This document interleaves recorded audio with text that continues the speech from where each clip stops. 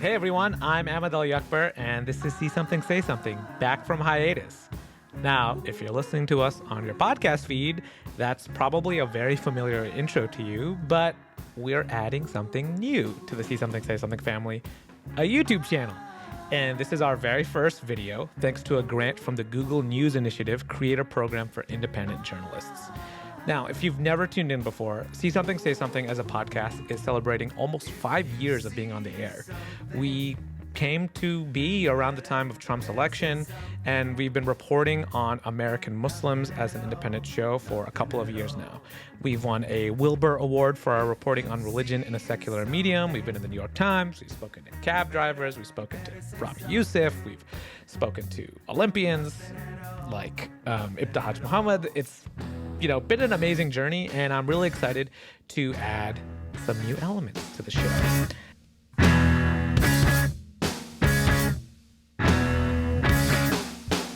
Now, I actually have some other announcements after coming back from hiatus. The other reason why the hiatus was a little longer than expected, I'm going to be a dad pretty soon. My Twitter handle is RadBrownDads, and after many years, I am finally actually gonna have a daughter, which I'm very excited about. That bear with the show if there's like crying in the background sometime soon, and make dua and all that stuff. And the second, I want to talk a little bit about that grant from the Google News Initiative. The Creator Program for Independent Journalists essentially supports journalists who are trying to make independent content on the platform. And that means basically the freedom to do additional kind of content that I've been trying to do for some years, specifically around American Muslims and food. So what you're going to see on this YouTube channel, and if you're listening on the podcast feed, what you're going to see if you subscribe to the YouTube channel is you'll see some of the podcast, of course. We'll put some clips from the show. We'll put full episodes on the show. But I've also been doing some reporting on halal food in America. This has been a big interest for me for some years. I have reported for Eater and Bon Appetit and some other websites. And in particular, I'm interested in the way American Muslim halal food culture has developed. There's something really unique about it. It's really undercovered in American media. There's a lot of fan pages, like sort of Instagram pages where you can find local halal food, but I want to do something a little deeper. I want to go into the storytelling, the history of American Muslims and food. And so you'll be seeing that. You'll be seeing not just coverage of American Muslims, of course. You'll be seeing coverage of food in general. I'll be covering some new, some kind of culture stories. So it's like a really exciting opportunity for me. And I'm learning. I am shooting myself. I'm not getting some huge team here. I'm just learning to shoot and be an independent journalist and doing video, which is very, very new to me. I have some new equipment here, I'm recording, got my microphone here. It's a little bit different. So bear with me as I pick up these new techniques. The show will be releasing more regularly after this hiatus, and I hope you will enjoy it. Now, on to the episode that we have for you today.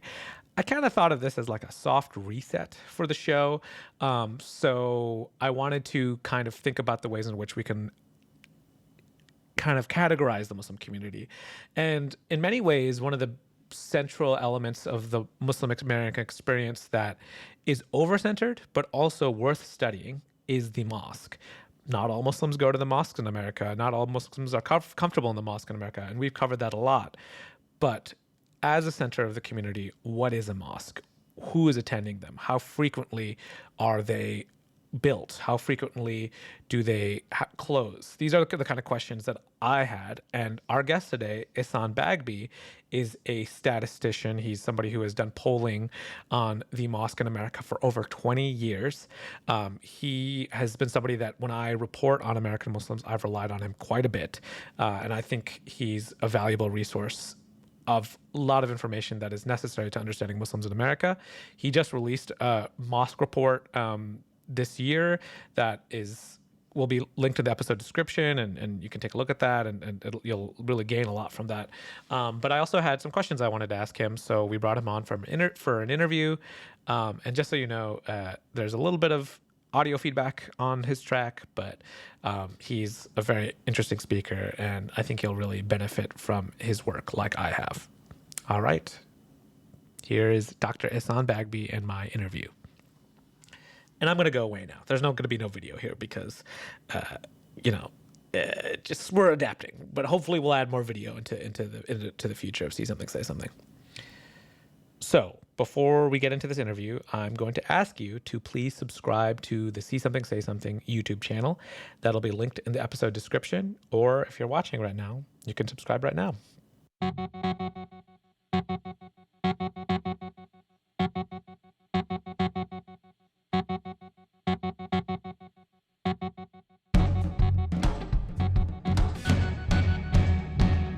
Dr. Ihsan Bagby is an associate professor in the Department of Islamic Studies at the University of Kentucky. His research focuses on Muslims in America. For the last 20 years, he's been periodically releasing statistical portraits of the mosque in America, and the most recent one released this year, which is why we're bringing him on. Also, he got his PhD from the University of Michigan. He's a fellow Wolverine. Go Blue. Assalamu alaikum, Dr. Bagby. Go Blue. So I have relied on your work for many years in this field. It's really, I think, to get the full picture of the work you've been doing, it's worth going back to that first portrait, or rather the first portrait that I was exposed to in 2001 when you first did the national portrait of the mosque. It was a very different community then. Can you talk a little bit about sort of the reasons why you wanted to do a statistical analysis of the mosque in America at that time, and the kind of ways the expectations of the Muslim community in America were different 20 years ago? Well, I got involved in this field basically because I saw a vacuum.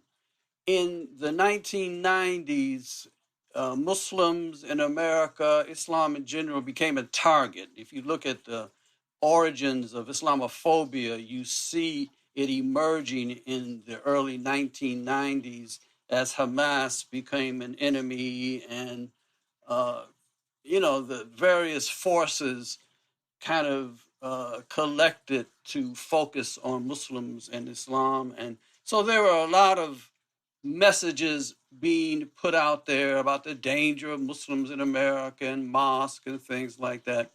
And I noticed that nobody had statistics, nobody had any real facts, and everybody was guessing. And I think what motivated me first to kind of seal the deal was an article in the New York Times, basically a friend of the Muslims, but they were quoting all kinds of things that, didn't make any sense.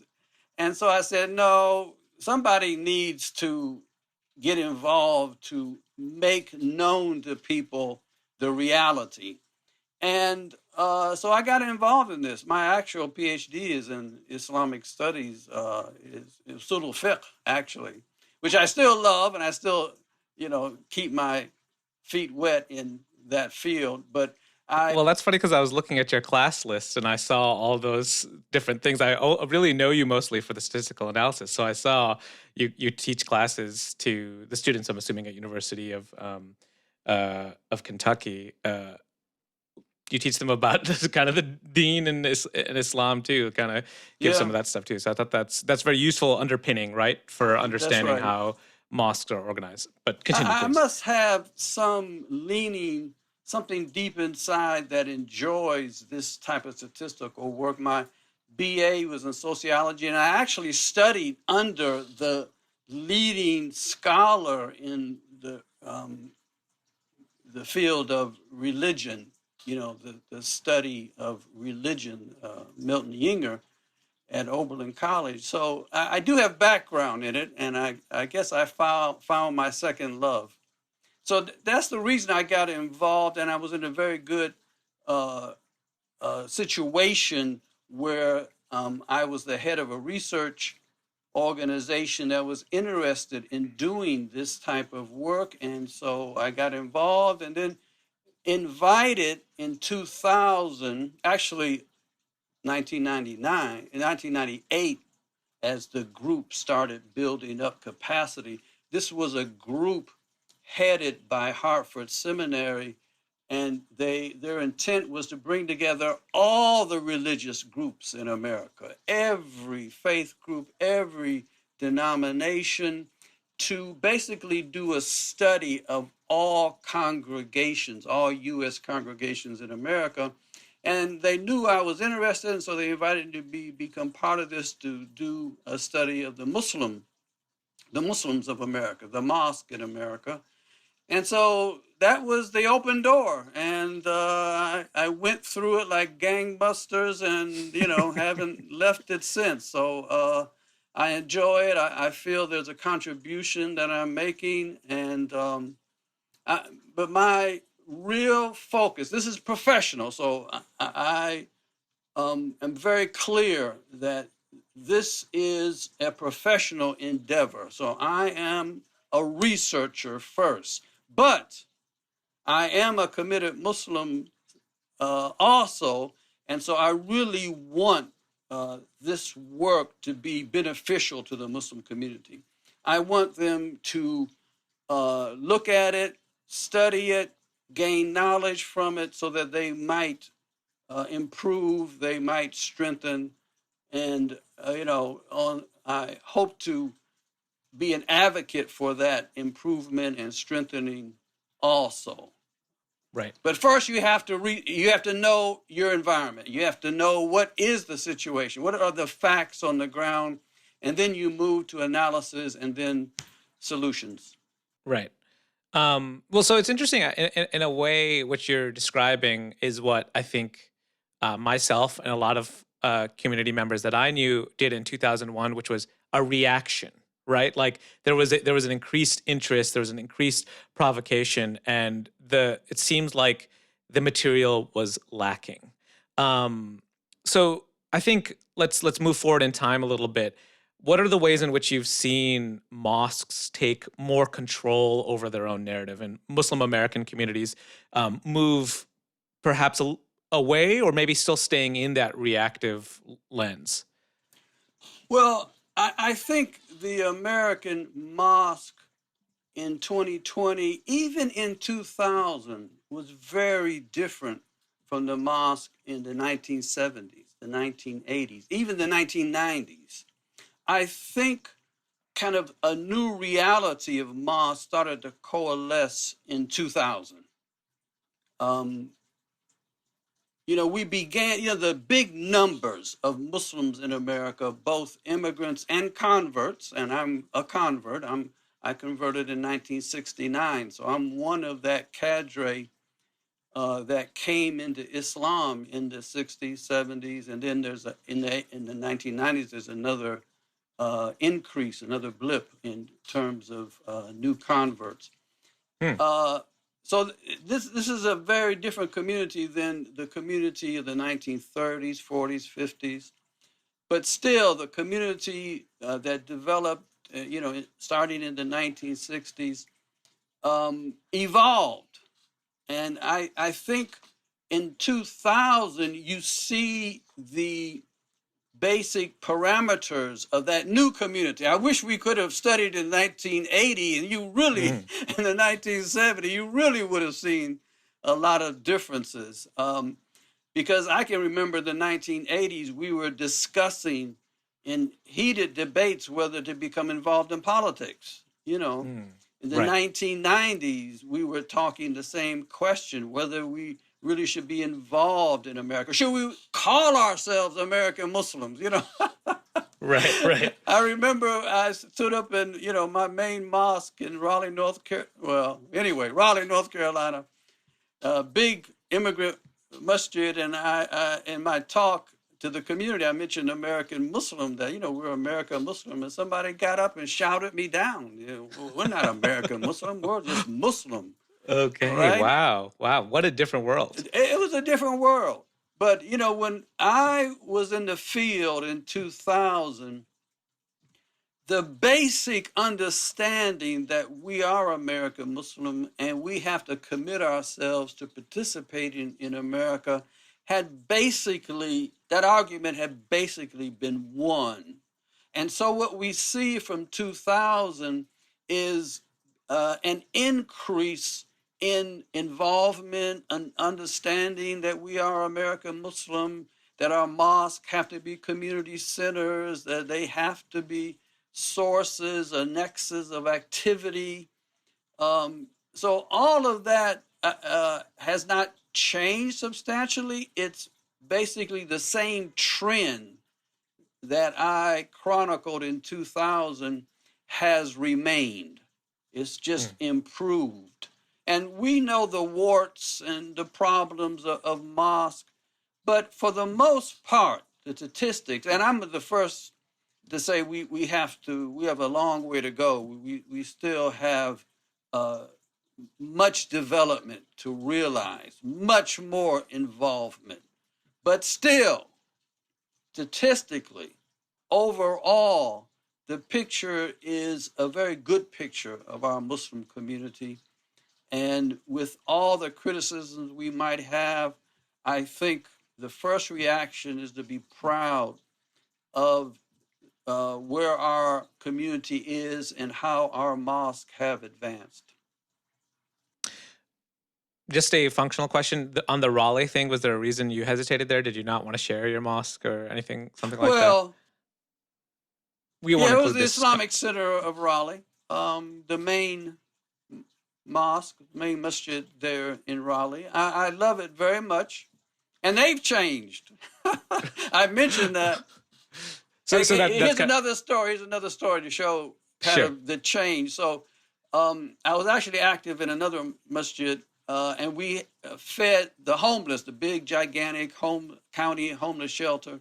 And so we would go there once a month, buy the food prepared, and feed the homeless shelter. So I went to the big the Islamic Center masjid, and asked for donations. And the response was, why would we give money to feed drunkards and Oh these gosh. people? Right. You know, why would we give money to that?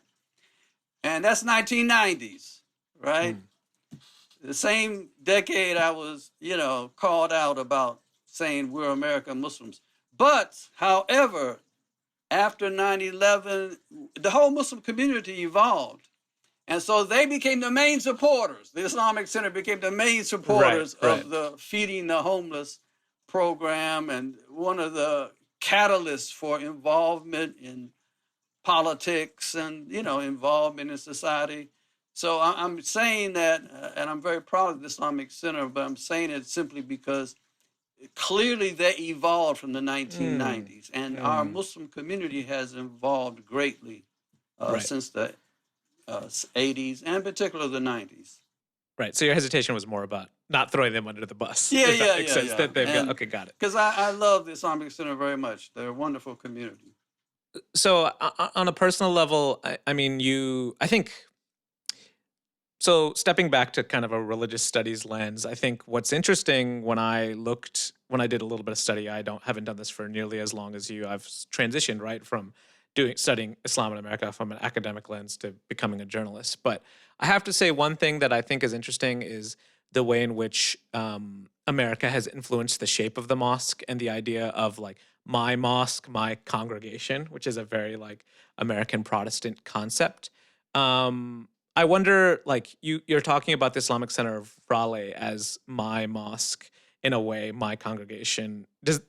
Like, can you talk a little bit about your personal relationship to the mosque? Do you feel like you're part of one community, mosque community, or are you part of several? Well, this is an ongoing issue. This is part of our evolution as a community, as a mosque, because our theology is that mosques belong to Allah subhanahu wa ta'ala. Mosques don't belong to Hmm. individuals. We don't want to lose that theology. We are not, in a sense, defined by the mosque that we attend, such that, it's my mosque. However, if our institutions, if our mosques are to grow in strength, there has to be some identity. There has to be some investment in the mosque that you mainly attend. So actually, the situation in Raleigh, I was the imam of another mosque, Oh, a really? very diverse mosque, largely African American, but many other people, right? And I was very proud of that mosque. And that's where I gave most of my attention. But I spoke, gave khutbah, gave talks at the Islamic Center on a fairly regular basis. And so I felt I was part of that community too. And we don't Mm, want to lose that. mm, We don't want to jump in that Protestant boat of, my church, your identity is invested in that one institution. No, no, we don't want that. But at the same time, there has to be a sense that your commitment is to this particular masjid. We right. have to have a sense that we will invest our energy, our time in one masjid, even though we might have a sense, and we should have a sense, that we're part of all the masjids. Right. Um, In a way, it's a statement to the hybrid sort of role that the mosque has had to take, right? Like, of course, mosques can be places for charity and like globally, they're primarily number one places for prayer. But when you have a community that perhaps isn't filling wall to wall with daily prayers every single day, they accomplish a lot of other community functions. They function as places to feed people, to educate people, if the broader society isn't Muslim. And I think that's in some ways what you're speaking to, that it's important to invest in those services while understanding that our religious relationship to the mosque is not the same as the congregational one. Those are just my thoughts yes, hearing you right. speak. I agree with that.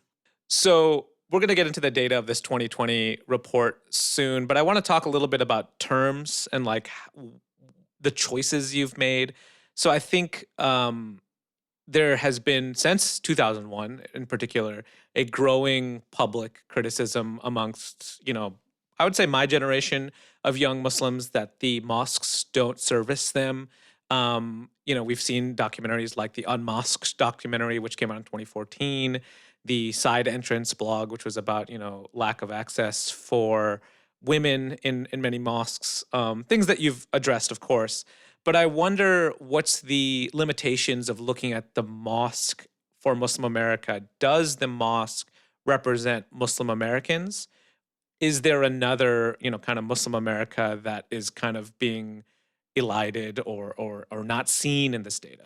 Yeah, we would make a terrible mistake if we thought the mosque community defines Muslims in America. No, the American Muslim community is much wider, and the dynamics of the Muslim community are not found solely in the mosque. So the third spaces, the people who are unmosqued, uh, this is a sizable reality. I have chosen to focus on the mosque partly because it is a point of research that is much easier to develop scientific, rigorous ways of studying it. To study the unmosqued, to study the entire Muslim community requires a lot more resources. And even Pew and Gallup, who do this type of work, when you look at their methodology, you scratch your head and say, whoa. But I respect the Pew results. But, to kind of get a broader view of the American Muslim community, which Pew and Gallup and others, ISPU, have tried to do, I think is a very daunting task and way above what I can do. I mean, you're Hmm. talking about millions of dollars to really do such studies. And I'll leave that to Pew and to Gallup. Um, and when we ever talk about the American Muslim community, we have to include all of that. And Right. hopefully, my studies will be a basis for at least, understanding the American Muslim community. I must say that in the scholarly world, the academic world, most researchers ignore the mosque.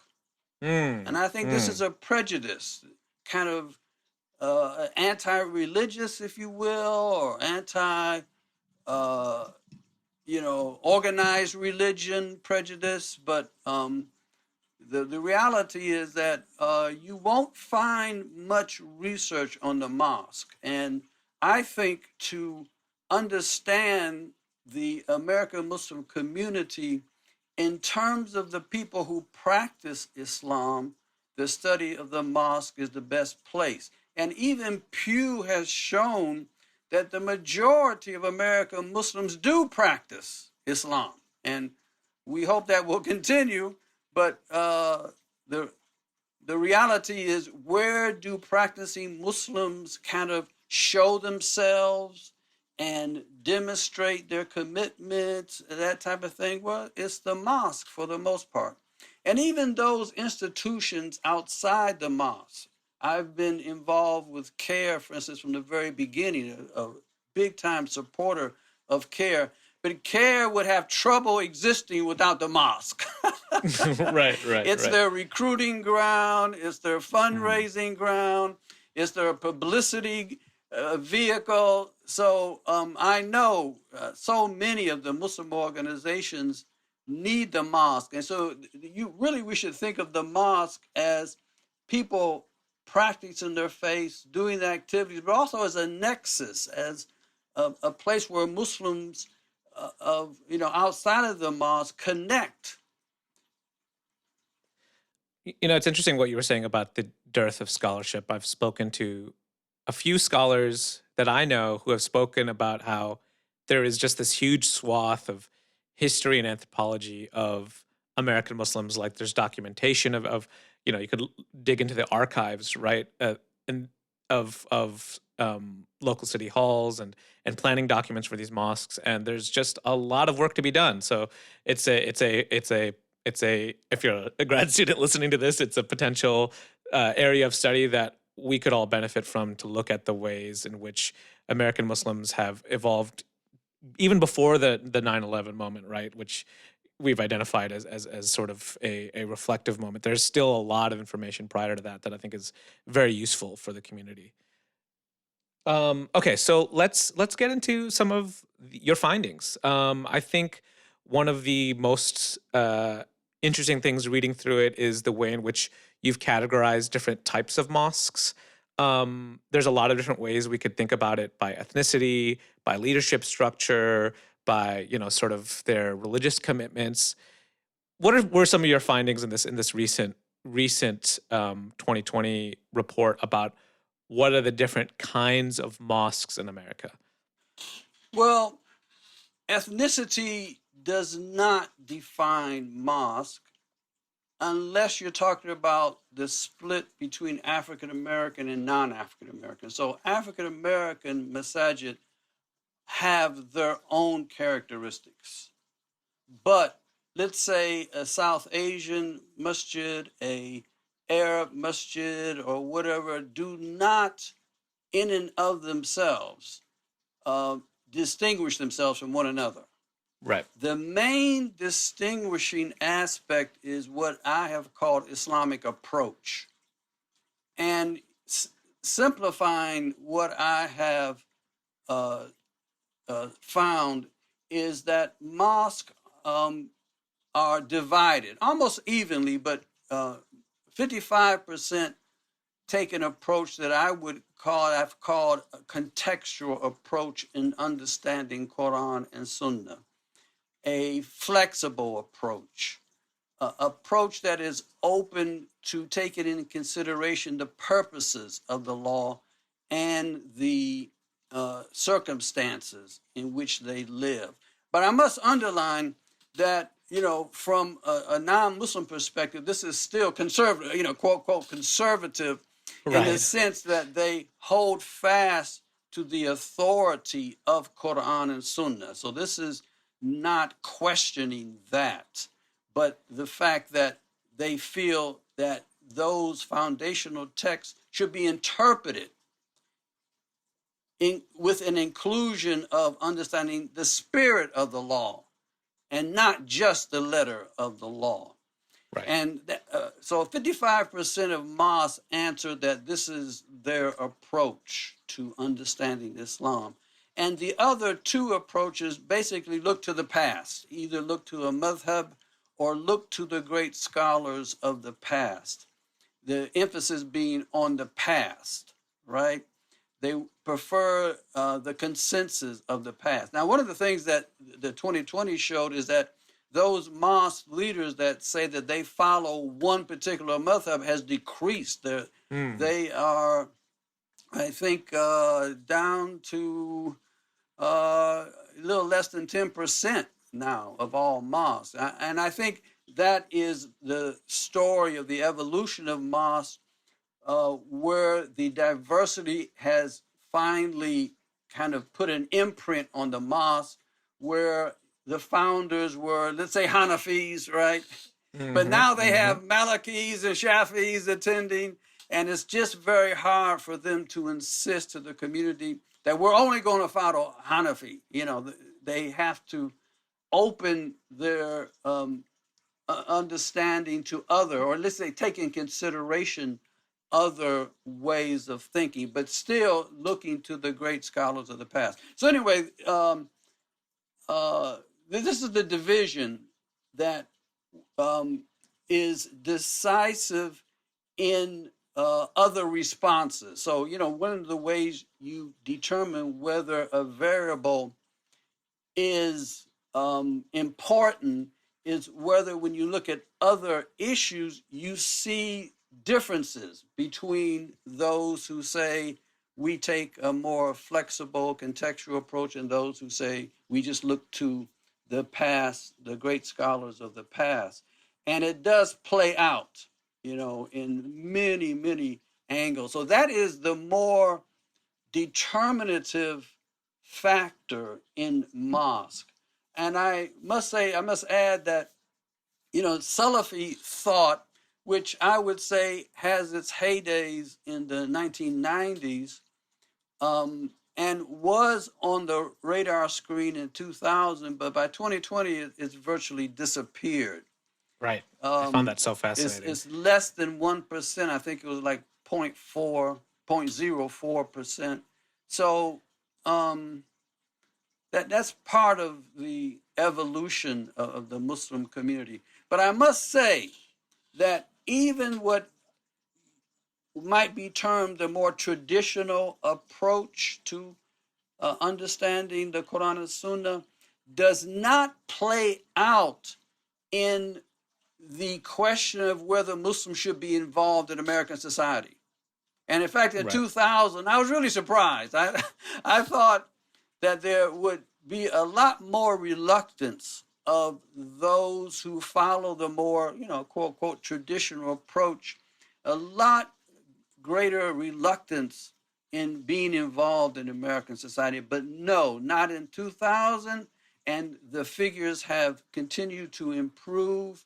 So almost all mosque leaders, no matter their approach to Islam, embrace this idea that Muslims should be involved in American society. In Pew in 2017, they asked a question, are you proud to be Muslim? Another question, are you proud to be American? And again, I was totally blown away when, over 90% said that they are both proud to be American and proud to be Muslim. I was, but to me, that verifies the finding in our mosque studies. Right. So the reason why I bring up ethnicity, like I actually love that framing that you used. I in some ways had never thought to frame mosques that way, but I think of like also the genesis of how mosques come to be. And I know how it's useful to talk about my experience, which is I grew up in a mosque that was founded by African American converts, Oh, and then a if I lot can ask, of which mosque was that? If you Islamic don't. Center of Saginaw. Okay. Um, it was founded by African American converts, and then people like my parents came in the 70s and 80s, and they were like, "Oh, we need to find a place to pray." And what do you know? There is a mosque here, and so they came and created a community from the scarcity, right? Like, of course, the Black Muslims were looking to bring other people into the fold. And then at that point, a lot of times, and then also the immigrant doctors were trying to sort of, or immigrant professionals and doctors were trying to bring other Muslims to the area as well, which they did succeed in. It's a much bigger community now. Um, and in the 80s, the kind of Black Muslims were transitioning with Warathuddin, so there was like a lot of sort of meeting in the middle, right? Now then I would go to places like Hamtramck in Detroit, and I lived in Hamtramck, and I could go to a mosque where the sermon was in Bosnian, and I couldn't understand anything. Now, of course, there was Yemeni, like a Yemeni gentleman next to me. Clearly not everyone there was Bosnian. They were coming for their prayer, but it was clearly established to service a different kind of need. So I bring up ethnicity in that regard, which is to say, like I think the sort of it might be a suburban versus urban divide. It might be just the practicality of location. Certainly, I've heard people refer to mosques, even if the mosque leadership wouldn't refer to it themselves, as the Syrian mosque, the Senegalese mosque. You know what I mean? So I wonder what you can talk about, like sort of how these mosques come to be. Like, why are people making mosques? Why are people building them? What kind of needs are they servicing? Um, and how did that reflect in your data? You used the term doctor mosque. I remember when we've spoken. I thought that was a very interesting term, the doctor Oh, the mosque. Dr. Mosque. That's right. Yeah. And I referred to that, to the phenomena of mosques being started in small towns spread throughout America because doctors, and I don't think this exists now, but doctors that came to America were incentivized to go to places that were less served. And I don't know if they were forced or, but anyway, so, Condition of the visa, maybe. we have mosques spread out in Appalachians and in Western Kentucky, in places you would not think, you would find a mosque, but you find a beautiful mosque Right, right, built from the ground up. And right. but they were started. Kind of the foundation was one doctor, a few doctors that brought family, that attracted other Muslims, and ended up having a small community. By the way, those communities are declining. Right. And I think that's one of the trends that we will see because though the mosque here in Kentucky, for instance, started in small, kind of semi-rural, small towns, are declining because their children are not staying in those small Right. towns. The Right. children are leaving. Yeah. And because jobs are harder to get, you don't have an influx of people seeking jobs in these small towns. But so I'm afraid that in the next few decades, we will chronicle the continued decline. We are becoming a much more big urban community, because these Mhm. kids are moving to Detroit and Chicago areas. Your data shows that there are more mosques being built, though, right? Like the number of mosques are increasing, correct? That's right. Oh yeah, yeah. I mean, we're up to almost 2,800 mosques, Wow. as opposed to about 2,100 in 2010. So yes, mosques are increasing, but they're increasing largely in suburbs, Mm, right?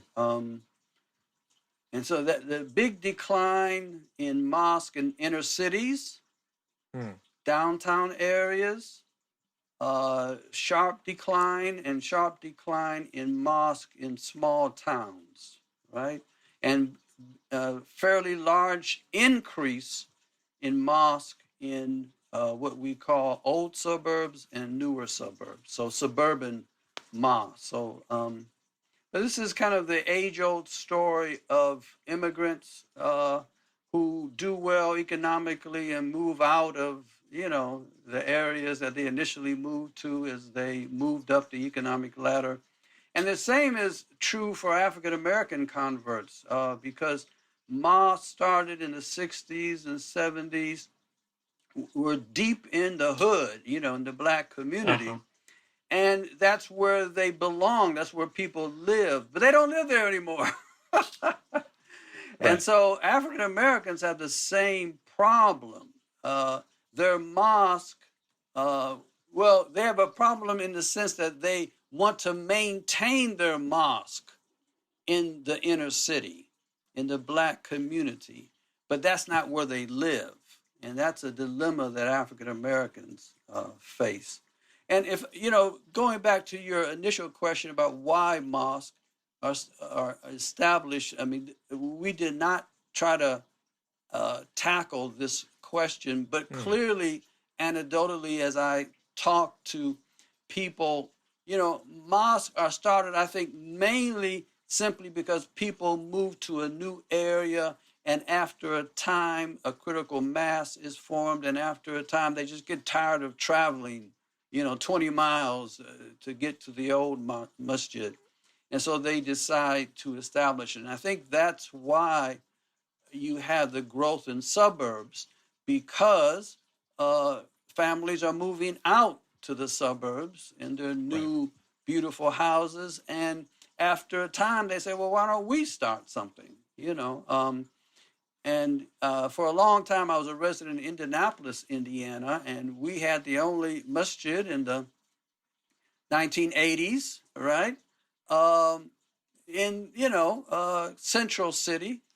And over the years, people moved out, and or let's say people moved into, when they came to Indianapolis, as the Muslim community grew in size, they chose to live in the suburbs. In the beginning, Mm. they would come in to the town, to our masjid. But after time, again, a critical mass, a sense that we should start our own masjids. And so masjids are now spread all over the suburbs of Indianapolis. And I think that story is repeated.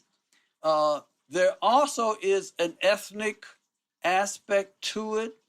Um, so even though mosque, and let me just say that the theology is that we are one community. Mm. And to say that we are a South Asian masjid, we're a Pakistani, we're a Gujarati, we are an Egyptian or Palestinian masjid, is simply not accepted by anybody. Right. This goes against our fundamental teachings, our clear teachings. Do not divide yourselves. We are one community. However, people feel more comfortable with people that they know, that they have a similar background. And so, yes, I mean, if I could say, in many of the new developments in the suburbs and new masjids, a particular group of South Asians, right, decide as a group we need to start a masjid. But they would never say to themselves or advertise that this is a South Asian masjid. And so typically in all these masjids, you'll find diversity. In fact, our Right. studies showed that only in 4% of masjids do you have just one ethnic group. And I'm not even talking about Gujarati or Punjabis, I'm talking about South Asians and Right. Arabs in general. So only 4% have one group, but still, I think about three-fourths are dominated by one particular group. So ethnicity is an aspect of masjid growth, and it will continue to be an aspect of masjid growth and masjid life for many decades to come.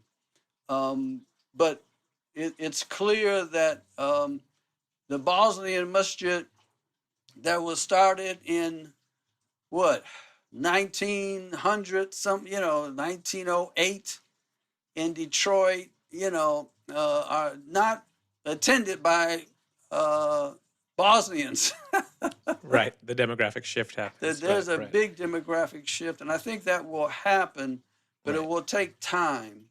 Right. Um, That's what's happened in our mosque, right? Like and I think it's worth also mentioning like the folks who founded that mosque, who many of whom came up in the Great Migration to work in these sort of GM factories and sacrificed a lot to become Muslim and to move up there, felt this fear or kind of maybe loss of a decline of a community that they had in that particular area of sort of African American Muslims, and the demographic shift has happened. Like I was interviewing one of the guys recently, and he was I was talking about kind of me growing up, and he was like, "Yeah, I guess I'm one of the last ones, of that old guard, the pioneers."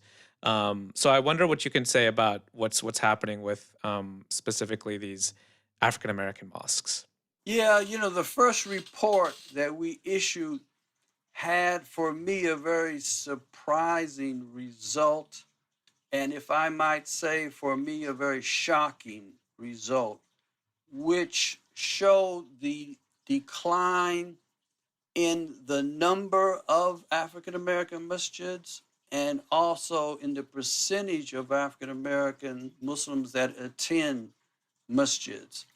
Um, and there is, I think, anecdotally, quite a very clear consensus that these facts that I demonstrated in the report are acknowledged by people. So I got a lot of people say, yeah, of course, we see it. Mm. Conversions are down. Uh, African American masjids, so many of them are losing steam, the impetus, the energy has dissipated. And there is a great need for African American Muslims to come together to address this issue and to bring in everybody, all the Muslims who are interested in this issue, because again, we are one community. Right. And so I really think we need to address this. The passing of Imam Muhammad, may Allah bless his soul, rahimahullah, um, you know, has not been replaced, and that was a real problem.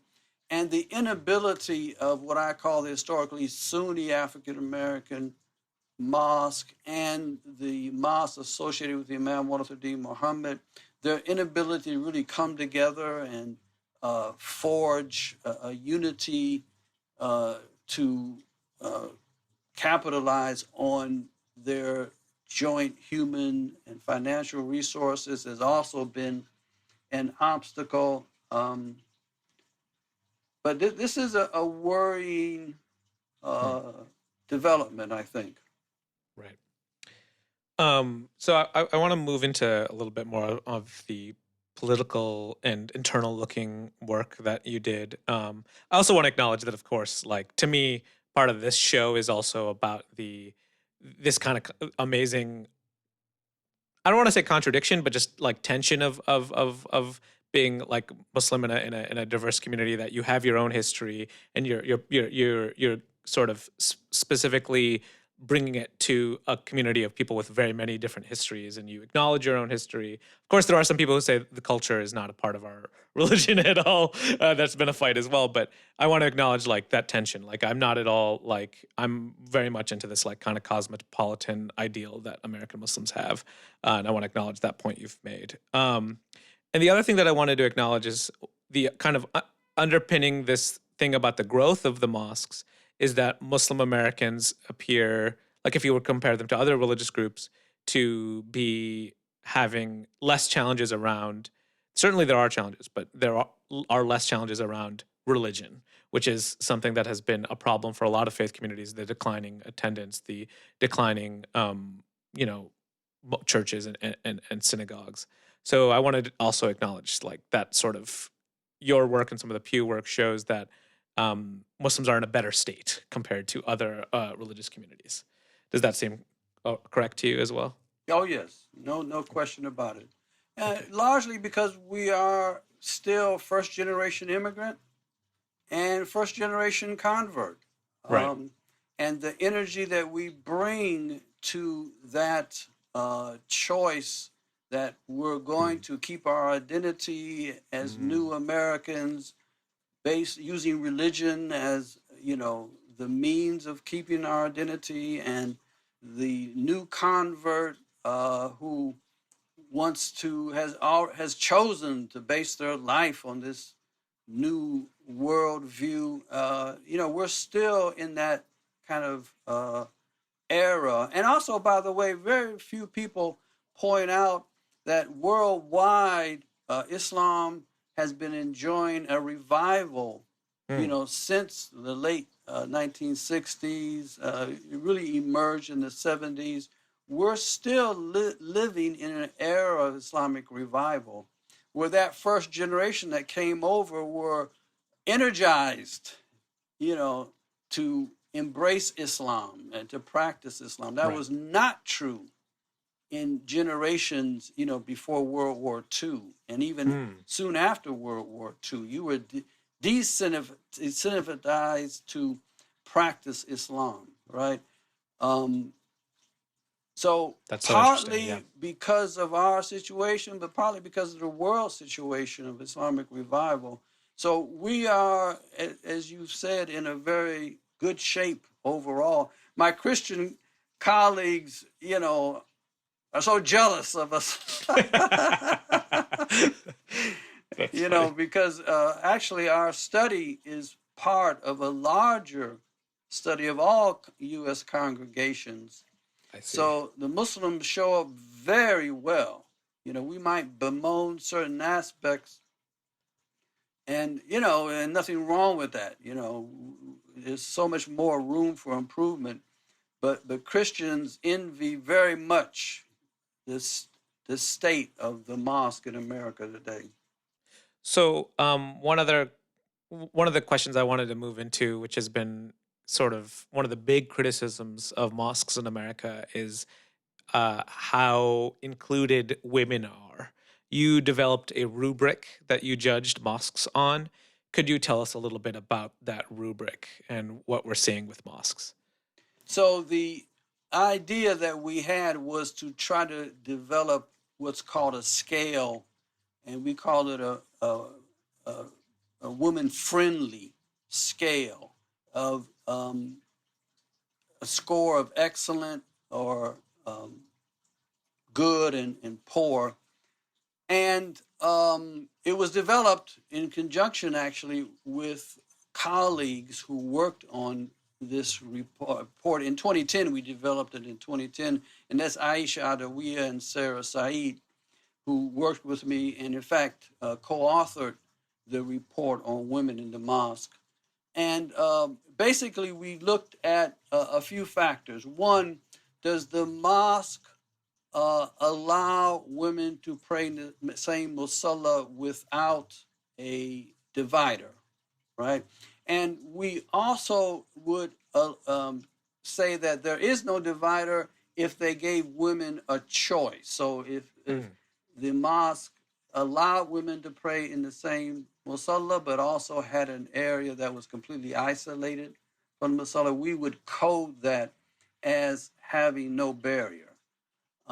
Also, by the way, there was debate about this, but we ended up coding those mosques that have mezzanine as mosques that had a barrier, Mm. because mezzanines were viewed as a solution way back in the 80s and 90s. But it's very unsatisfactory, because typically only the first line can see, Right. and Right. and then if you have just simply a talk down in the musalla area and women are up in the mezzanine, they have a very difficult time being part of the conversation, asking questions. So anyway, I would agree with that definition that you chose personally, because I've heard a lot of criticism of the mezzanine as well.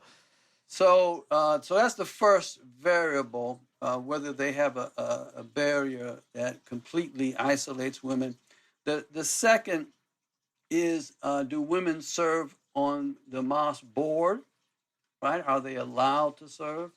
And then thirdly, the percentage of women that pray there. We basically developed an average uh, percentage of women that pray. So a woman friendly masjid has to be above the average, right? And then women's activities. Do they have women's activities? So those are the four variables.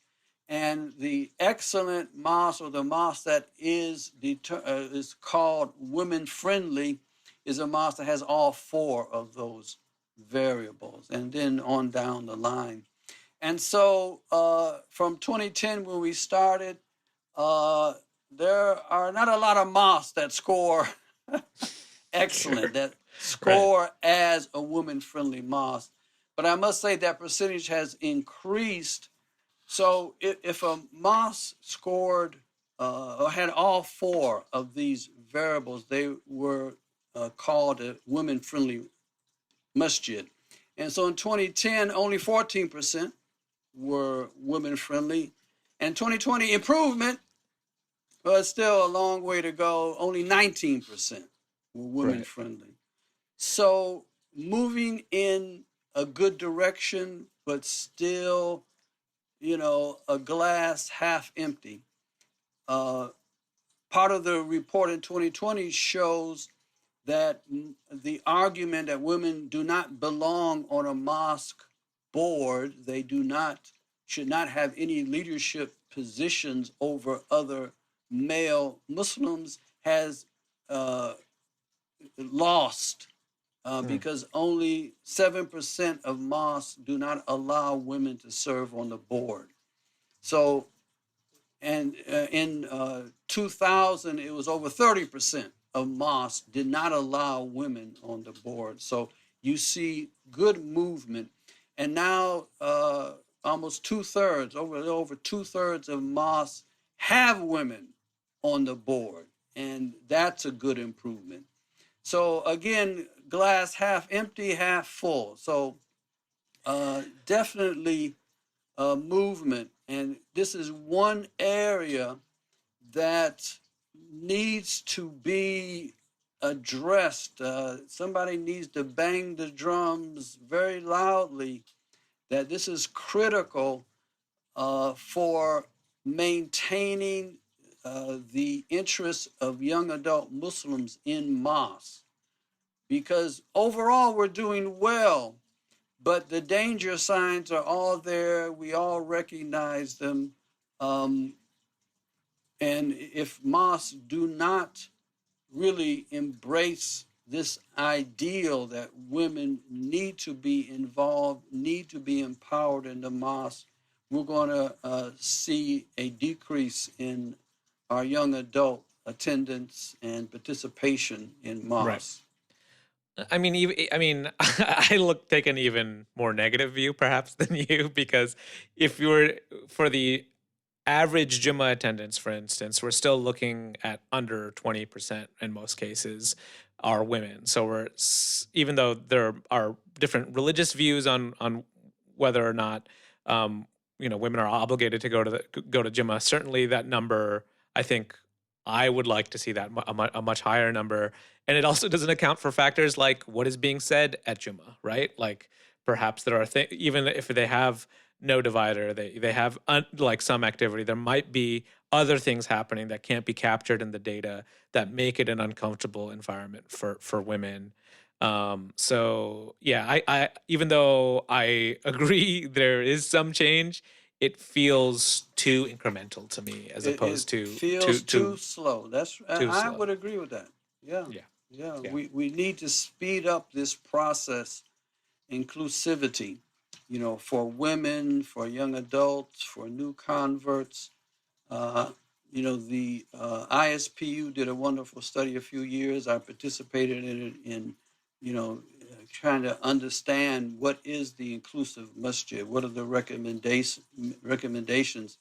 And to be frank, I thought because of that work and because, the Fiqh Council of North America gave a fatwa on how mosques should allow women the choice of praying in the musalla or not. And, there was a lot of, good discussion about that. I thought I would see more change. So overall, I'm disappointed that there is not more change in our masjids in America.